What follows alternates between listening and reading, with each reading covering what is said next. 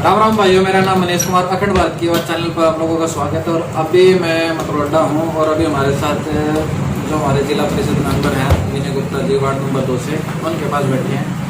और अभी हम बात करते हैं, जैसे परसों लाठीचार्ज हुआ बिन जलवाड़े केस में, तो उस दिन सही था गलत था, जो भी तथ्य है उनकी बात करते हैं। सर नमस्कार। नमस्कार सर, जैसे बिन जलवाड़े केस पर पुलिस ने अपना सख्ती से पेश आई, तो इस पर आपका क्या कहना है? सीधे देखो, पुलिस ने ये बहुत गलत काम किया, इतनी क्रूरता दिखाई, लोगों का सरकार से, प्रशासन से विश्वास उठता है इस तरह के कारनामों से।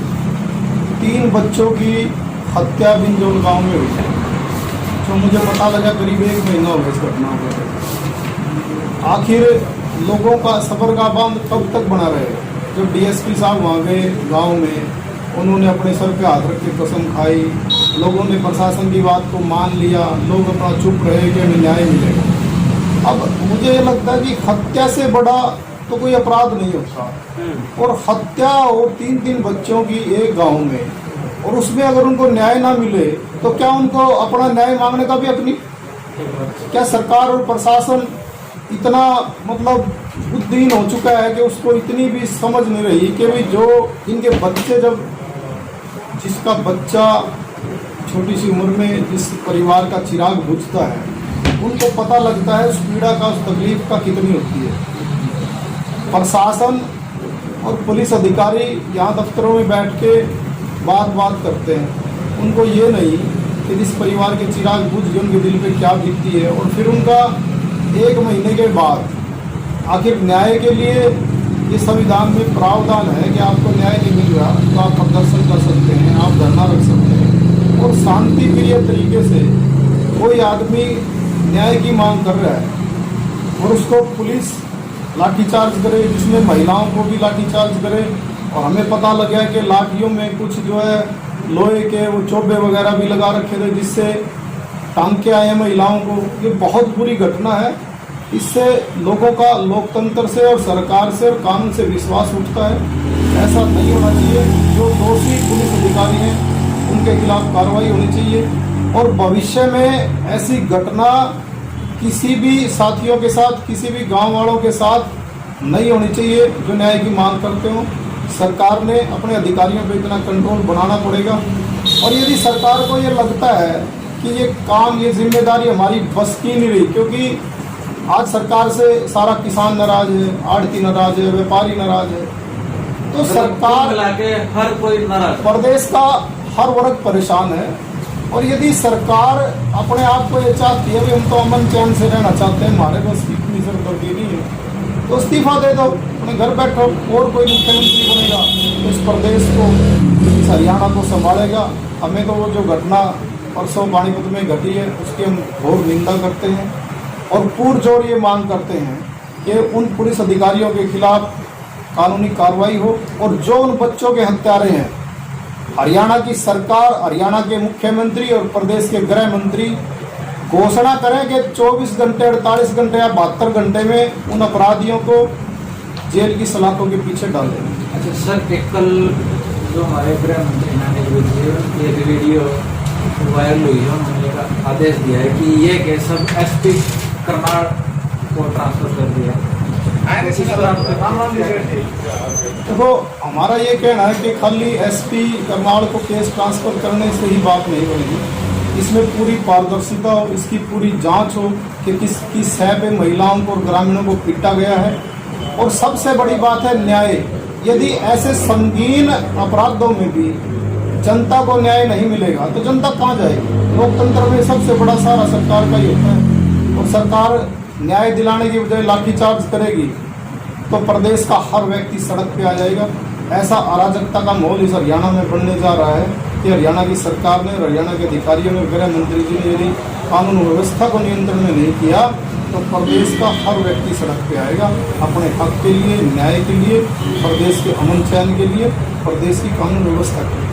एक सर ऐसा ही केस सर लोहारी हुआ, पटका का लड़का मार दिया गया, और उसका आरोप है गाँव वालों का, वाल्मीकि समाज और घटना को अंजाम दिया।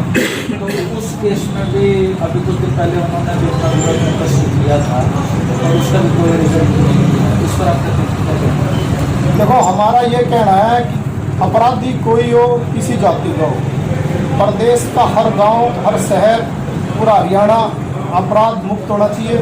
सरकार की सबसे पहली प्राथमिकता होनी चाहिए।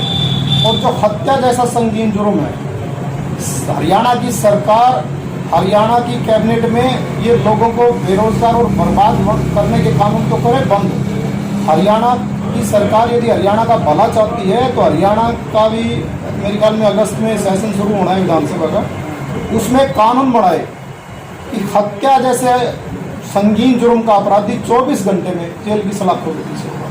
पूरे हरियाणा की जनता उनका धन्यवाद करेगी। ऐसा कानून बनाए जिससे जनता में भय खत्म हो और अपराधियों में भय बढ़े। जहाँ तक लोहारी की बात है, बहुत बुरी घटना है। किसी के बच्चे को, किसी के युवा साथी को बगैर कसूर के, बेमतलब के, बेवक्त उसकी हत्या कर देनी और बिना किसी रंजिश के, बिना किसी कारण के। और उससे भी बड़ा अन्याय, उससे भी बड़ा जुल्म कि आज तक अपराधी बाहर घूम रहे हैं, कानून के शिकंजे में नहीं है। कैसे लोग जिएंगे? कैसे, क्या सारी प्रदेश की जनता ऐसे भय में और डर में ही जिएगी? क्या सरकार की जिम्मेदारी नहीं है ये? तो ये सरकार बिल्कुल निर्दोष सरकार हो चुकी है। इस पर कोई कानून व्यवस्था काबू नहीं है। कोई रोजगार के मामले में ये कोई नया नहीं कर रही।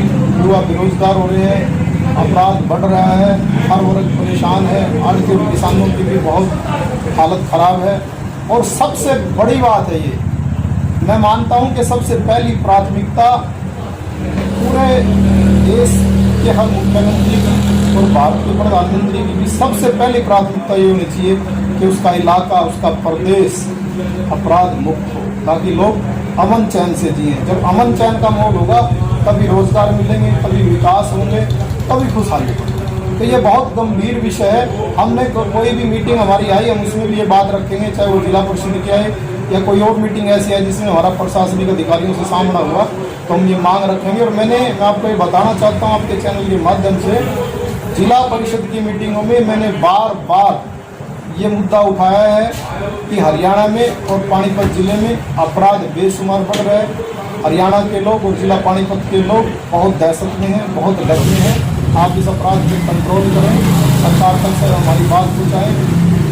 लेकिन मुझे लगता है कि सदन के अधिकारियों का बिल्कुल रवैया है। अभी तक ऐसा कुछ हुआ नहीं है कि जिससे जिले के लोग ये समझे कि हाँ, अपराधियों पर कोई कंट्रोल है, कोई नियंत्रण है, कोई घटनाओं में वृद्धि नहीं हुई। आज अपराध पानीपत में जगह जगह कहीं चैन छीनी जा रही है, कोई डकैती करी जा रही है।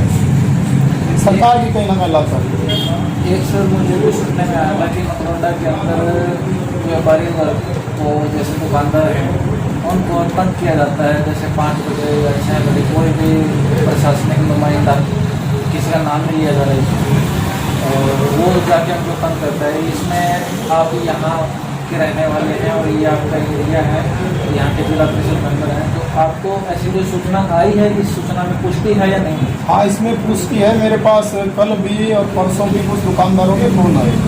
यदि हमें शाम को 5 बजते ही कभी गांव का सरपंच या कोई वीडियो ऑफिस से जो है कोई आके तंग करता है कि बाजार बंद करो। मैं कल परसों बार था शाम को, मैंने कहा भी कल मैं आप लोगों के पास आऊँगा और आपकी समस्या का हल करूँगा। तो मैं कल करीब 11 बजे मतलौडा बस अड्डे पे गया। वहाँ 30-40 दुकानदारों ने इकट्ठे होकर मेरे सामने समस्या रखी कि 5 बजते ही हमारे को कहा जाता है दुकानें बंद करो, जबकि फेस्टिवल का अभी त्योहारों का दिन है और हमारा जो है पिछले कई महीनों से रोजगार चल नहीं रहा और यहाँ कोई कोरोना भी नहीं है बस अड्डे पे। तो मैंने उनको कहा आपको कोई तंग नहीं करेगा, मैं उपायुक्त महोदय जी से बात करता हूँ। मैंने अपने मोबाइल से उपायुक्त महोदय जी से बात करी, मैंने उनको सारा बताया। मैंने कहा सर, मैं मतलौडा गांव से जिला पार्षद था और ऐसे ऐसे दुकानदार मेरे पास इकट्ठे हो रहे हैं, इनको कोई सरपंच या कोई वीडियो ऑफिस का कर्मचारी आके 5 बजे तंग करता है कि 5 बजे दुकानें बंद करो। हमारा फिर भी ग्रामीण एरिया है, शहर का कानून हमें यहाँ लागू भी नहीं है। फिर भी जो आपका आदेश हो आप बताओ, जो आपका आदेश होगा ये सब पालना करेंगे। लेकिन कोई अपनी मर्जी से यहाँ नहीं, कोई अपनी चलाएगा, कोई ये समझे कि मैं यहाँ प्रशासन हूँ। प्रशासन के हिसाब से ही काम होगा। हाँ, प्रशासन के हिसाब से। फिर डीसी साहब ने मेरे को कहा कि कोई बात नहीं, आप ये कह दो 7 बजे तक आप दुकानें खोल सकते और हैं। हाँ, फिर मैंने सबको कहा कि आप 7 बजे तक दुकानें खोलो, अपना काम करो। आपको कोई परेशान करने आए, वो कोई भी हो, आप मेरे को बताना, मैं आऊँगा और आपको कोई समस्या नहीं। सब दुकानदारी से खुश हो। एक सर अभी इस टाइम पर कोरोना के केस पानीपत जिले के अंदर बढ़ते ही जा रहे हैं। कल के आप अखबार उठा के देखें तो कल 93 केस, जो कि अब तक में सबसे बड़ा आंकड़ा आया है। तो उस पर आपको क्या किया? देखिए, इस पर जहाँ तक बात है, ये बहुत बड़ा विषय है, पूरे वर्ल्ड का है, पूरे देश का है। हम सबका मानना ये है कि अधिकारी और सरकार इसमें जिस भी लेवल पे काम कर रहा है, चाहे वो नामात्र लेवल है, चाहे वो अपनी तरफ से कह रहे हो हम अच्छा काम कर रहे हैं, फिर भी मेरा ये मानना है कि आप सरकार के और अधिकारियों के चक्कर में ना पड़े। कोई भी जनता का साथी अपना परिवार का, अपने दोस्तों का, समाज का और अपना बचाव करने के लिए मास्क का प्रयोग करें और सैनिटाइज का प्रयोग करें, और भीड़ भाड़ वाली जगहों पे बहुत ज़्यादा आवश्यक हो तो जाएं, नहीं तो ना जाएं। सबसे बड़ा बचाव इसका यही है। जहाँ तक सरकार की बात है, सरकार ही हम देखते हैं दफ्तरों में भी कई बार अधिकारी यहाँ पे अगरोडा भी, मैं एक बार यहाँ गया था इसमें CHC में, तो स्टाफ ही लगा रहा था। पीछे जब कोरोना का ज़्यादा था 2 महीने पहले मैं गया तो स्टाफ के पास भी मास्क नहीं था। मैंने कहा आप लोग ही नहीं मास्क लगा रहे, आप लोग यहाँ क्या बचाव करोगे? क्योंकि सर समस्या ये है ना, अभी तक ग्रामीण अंचल में कोरोना के केस पहले नहीं थे। अब जैसे मुझे सुनने में आया है कि आसन में, अटावड़ा में, नारा में और मतलौडा में भी केस मिले हैं। तो इसको लेकर हमारी यही सोच और यही धारणा बनी रहती थी पहले, अब तो थोड़ी सी बदल जाएगी, क्योंकि जब ये केस सुनेंगे हम यहाँ पे आए हैं तो थोड़ा सा सीरियस हो जाएगा। उससे पहले यही सोचती कि भाई यहाँ पे कोरोना नहीं आएगा। तो लोगों की एक मानसिकता बहुत गलत है कि भाई यहाँ कोरोना नहीं आएगा। तो इस तरह तो मैं सभी गाँव के साथियों से, आसपास के इलाके का जो ग्रामीण क्षेत्र है उनका सारा, मैं सबको ये कहना चाहता हूँ कि ये वो उनकी अच्छी सोच है, उनका एक विश्वास है कि भी हम गांव के लोग हैं, हम इधर उधर कहीं नहीं जाते खाली जगह, तो हमें यहाँ कोरोना नहीं आएगा। लेकिन मैं उन गाँव वालों को ये कहना चाहता हूँ कि कोई गाँव में कहीं से आ रहा है, उसका तो हमें नहीं पता कि वो कहाँ से आ रहा है, और वो जहाँ से भी आ रहा हो और वो कोरोना संक्रमित किसी केस से मिल के आ रहा है तो हमारे गाँव में भी फैल जाएगा। तो मेरे गांव के लोगों से ये अपील है कि कोई ज़्यादा बाहर का कोई आदमी हो तो थोड़ा वो अपने गांव में ध्यान दे, पैरा रखें इस बात का और अपना बचाव करें। क्योंकि सरकार ने तो हाथ खड़े कर दिए, सरकार ने तो लोगों के हाल पे ही छोड़ दिया। ये तो बहुत बड़ा मैटर है। सरकार को आप देखो, कदम कदम पे सरकार जो है ना बिल्कुल फैल है। मतलौडा में मैंने पीछे धरना दिया, लिखित में आश्वासन लिया, उसके बारे में मैंने हो सकता है कि दोबारा फिर कोई आंदोलन करना पड़ेगा। अभी तक भी वहाँ वो काम नहीं शुरू हो रहा।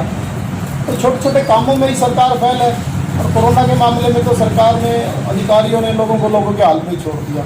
भाई अपना सैनिटाइजर करो, मास्क करो, क्योंकि ना इनके पास कोई टेस्टिंग बढ़ी है, मतलब सेल्फ डिपेंड कर दिया। भाई अपने आप ही जियो, अपने आप ही मरो आप लोग। और मेरा ये मानना है कि सरकार के और अधिकारियों की लाचारी से और उनके सुस्ती से आप अपनी जान को जोखिम में मत डालो। इस कोरोना से अपनी जान को, अपने परिवार को, दोस्तों को, समाज को बचाने की भरपूर कोशिश रखो, सावधानी रखो, मास्क और सैनिटाइजर का प्रयोग करो। और विशेषकर गांव में कोई आदमी बाहर से आता है तो उस पर ध्यान दिया जाए, पैरा रखो। और जैसे अभी हमारी बात हुई है, जो हमारे पार्षद हैं यहाँ पे, जिला परिषद मेंबर हैं, उनसे बात हुई और जो इस टाइम पे मुद्दे थे सभी पे बात की। तो ये वीडियो कैसी लगी कमेंट करके बताएं। तो इस वीडियो के साथ अपनी ये वीडियो यहीं पर समाप्त करता हूँ। जय हिंद, जय हिंद।